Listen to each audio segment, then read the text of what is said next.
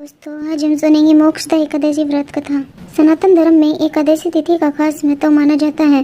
इस व्रत में भगवान विष्णु की पूजा विधान है। कहते हैं एकादशी व्रत करने से मनुष्य को उसके सभी पापों से मुक्ति मिल जाती है, इसलिए इसे मोक्ष देने वाला व्रत भी कहा जाता है। हिंदू पंचांग के अनुसार मार्गशीर्ष महीने की शुक्ल पक्ष की एकादशी बेहद खास मानी जाती है, जिसे मोक्षदा एकादशी के नाम से जाना जाता है। इस दिन गीता जयंती भी मनाई जाती है। व्रत रखने वाले इस पावन कथा को जरूर सुने। धर्मराज युधिष्ठिर कहने लगे कि हे भगवान, मैंने मार्गशीर्ष कृष्ण पक्ष की एकादशी के बारे में तो जान लिया, अब मेरी इच्छा मार्गशीर्ष माह के शुक्ल पक्ष की एकादशी के विषय में जानने की है।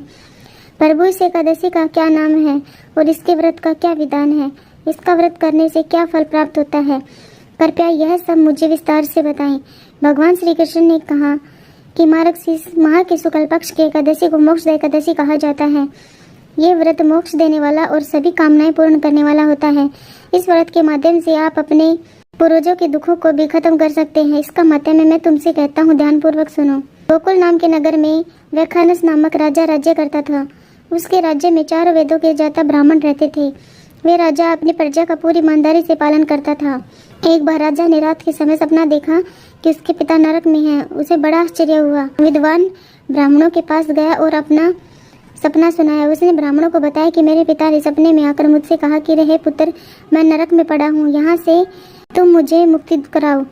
जब से मैंने ये वचन सुने हैं तब से मैं बहुत बेचैन हूँ। मुझे इस राज्य, धन, पुत्र, स्त्री, हाथी, घोड़े आदि में कुछ भी सुख प्रतीत नहीं होता। क्या करूं? राजा ने कहा, हे ब्राह्मण देवताओं, इस दुख का मुझे निवारण बताओ। ब्राह्मणों ने कहा, हे राजन, यहाँ पास ही भूत भविष्य वर्तमान के जाता पर्वत ऋषि का आश्रम है।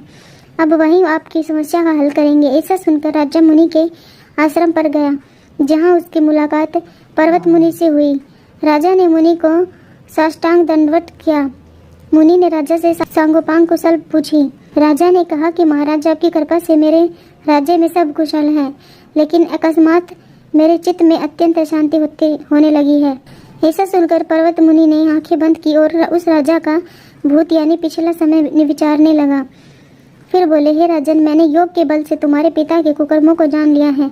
उन्होंने पूर्व जन्म में कामातुर होकर एक पत्नी को रति दी, किंतु सोत के कहने पर दूसरे पत्नी को ऋतुदान मांगने पर भी नहीं दिया। उसी अपाप कर्म के कारण तुम्हारे पिता को आज नरक भोगना पड़ रहा है। राजा ने मुनि से उपाय बताने के लिए कहा। मुनि बोले, हे राजन, आप मार्गशीर्ष एकादशी का उपवास करें और उस उपवास के पुण्य को अपने पिता को संकल्प कर दें।